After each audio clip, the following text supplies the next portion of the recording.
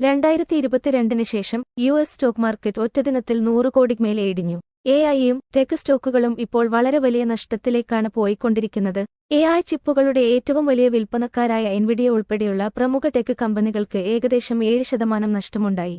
Broadcom 7%-ലധികവും super micro computer 9%-ലധികവും കൂടാതെ ടെക് ഭീമന്മാരായ ആപ്പിൾ, മൈക്രോസോഫ്റ്റ്, മെറ്റ, ആൽഫബെറ്റ് എന്നിവയുടെ ഓഹരി വിലയും ഇടിഞ്ഞു. ഈ ടെക് ഭീമന്മാരെല്ലാം എഐയിൽ ബുള്ളിഷായി പ്രവർത്തിക്കുകയും എഐ ടൂളുകളും ഇൻഫ്രാസ്ട്രക്ചറും വികസിപ്പിക്കുന്നതിന് ഗണ്യമായ തുക ചിലവഴിക്കുകയും ചെയ്തിരുന്നു. നഷ്ടത്തിൽ വാൾസ്ട്രീറ്റിൽ ലിസ്റ്റ് ചെയ്ത പ്രധാന ടെക് സ്റ്റോക്കുകൾ ജൂലൈ 24-ന് വലിയ വിൽപ്പന കാരണം ചുവപ്പ് നിറത്തിലാണ് ക്ലോസ് ചെയ്തത്. നിക്ഷേപകർ എഐയിൽ കഴിഞ്ഞ വർഷം ഏകദേശം $9 ട്രില്യൺ നിക്ഷേപിച്ചിരുന്നു.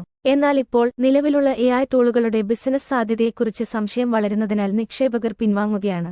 ഇതാണ് യുഎസ് സ്റ്റോക്ക് മാർക്കറ്റ് കുത്തനെ ഇടിയാൻ കാരണമായത്. വരും നാളുകളിൽ ഇന്ത്യൻ എഐ കമ്പനികളിലും ഇതിന്റെ പ്രതിഫലനമുണ്ടായേക്കാം.